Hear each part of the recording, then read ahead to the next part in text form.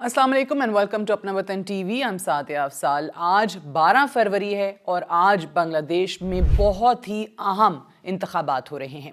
अगर बांग्लादेश की modern history को देखें तो ये वो इंतखाबात हैं जिसके बारे में आप कह सकते हैं कि कॉन्सिक्वेंशनल इलेक्शंस होने जा रहे हैं।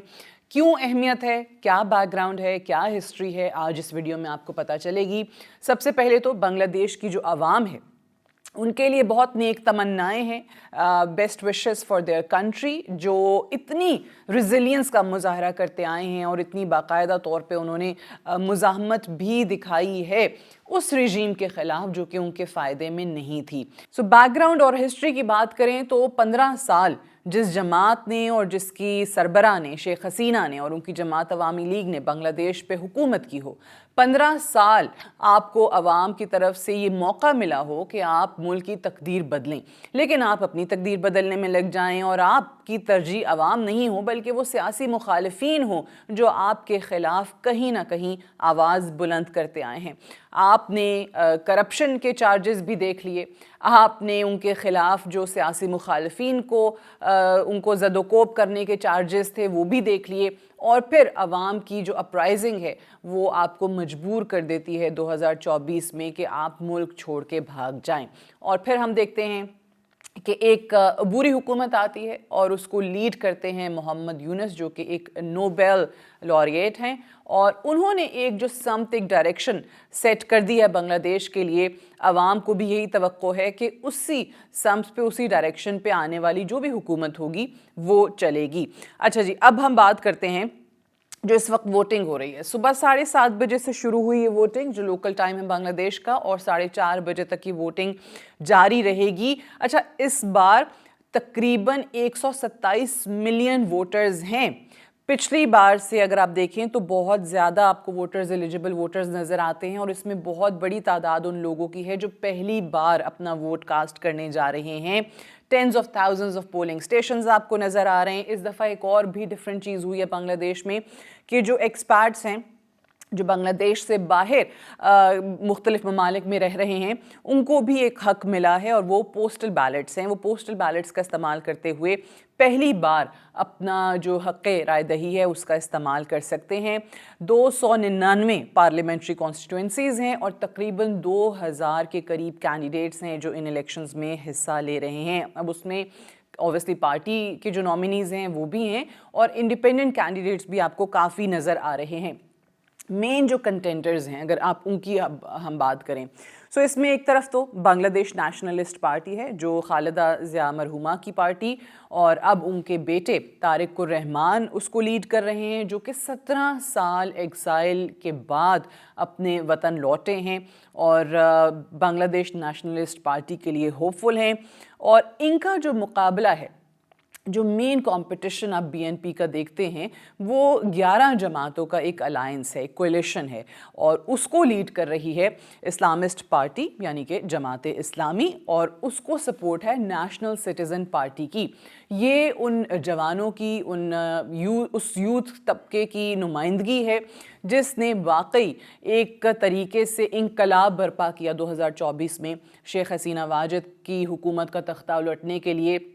अगर आप देखें तो इस वक्त बांग्लादेश में जो कुछ भी हो रहा है, सो उसमें जिस एक ख़ास यूथ को हम नाम देते हैं जेनजी, कि जी ये तो जेनजी हैं, ये तो ये वाली जनरेशन है, उनका बहुत बड़ा किरदार है इस इनकलाब को बर्पा करने के लिए। अब बीएनपी को अगर आप देखें तो बीएनपी का एम्फेसिस आपको लिबरल इकोनॉमिक पॉलिसीज़ पे नज़र आता है, गवर्नेंस रिफॉर्म्स पे नज़र आता है। जमात इस्लामी की जो पॉलिसीज़ हैं वो थोड़ी सी कंजर्वेटिव हैं।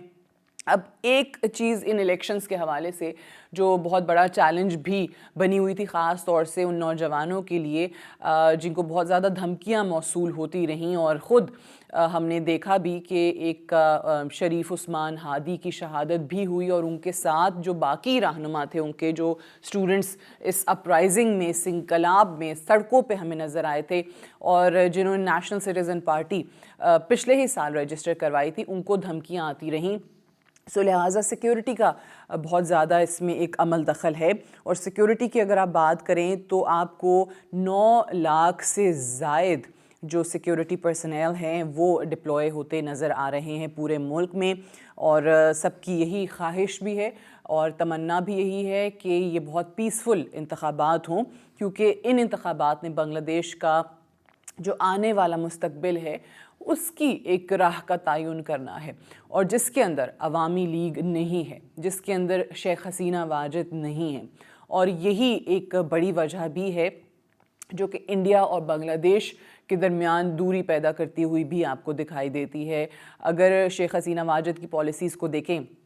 سو اس میں باقی جو اس وقت مین کنٹینڈرز ہیں وہ اس کے خلاف تو بات کرتے ہی ہیں، لیکن جو ایک خاص ملک کا یعنی کہ انڈیا کا بنگلہ دیش کے اوپر انفلوئنس جس طریقے سے رہا ہے، یا آپ نے انڈیا کو یہ موقع فراہم کیا کہ وہ آپ کی پالیسیز کو، آپ کے ملک کو نیویگیٹ کرے، عوام اس سے نالاں ہیں اور اس کی مخالفت کرتے ہیں، اور آنے والی حکومت سے یہی توقع کرتے ہیں کہ وہ ان پالیسیز کا ساتھ نہ دیں۔ یہ انتخابات بنگلہ دیش میں سیٹیں جیتنے سے یا پارلیمنٹ میں زیادہ نشستیں حاصل کرنے سے بہت بڑا ہے، اس سے بہت زیادہ اس کے معنی ہیں۔ ایک طریقے سے اگر آپ دیکھیں تو یہ جو ڈیموکریٹک ریزیلینس بنگلہ دیش کے عوام نے دکھائی ہے اس کا امتحان بھی ہے، اور پھر ساتھ ہی ساتھ یہ صرف الیکشن ہی نہیں ہے، اگر آپ دیکھیں تو یہ ریفرینڈم ہے۔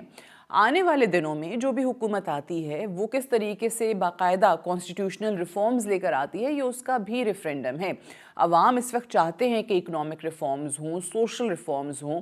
ملک جو ہے وہ ترقی کرے، اور ایسے تعلقات ہوں دیگر ممالک کے ساتھ بھی جو ان کے انٹرسٹ میں ہوں،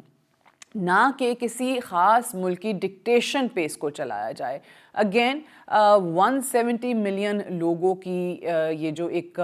ریاست ہے، ایک یہ جو ملک ہے، اور اس میں 127 ملین کے قریب لوگ آج اپنا ووٹ کاسٹ کر رہے ہیں۔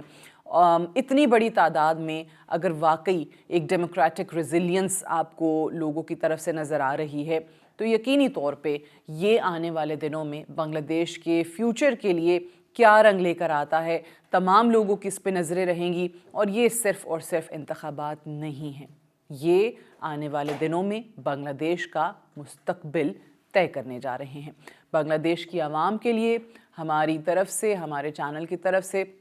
بیسٹ وشز، اور obviously it's a developing story, جو بھی جماعت جیتے گی اس کے حوالے سے آپ بعد میں بھی اپنے جو تبصرے ہیں، جو انالیسز ہیں ہمارے یہاں پر، وہ دیکھ سکیں گے۔ Thank you so much for watching.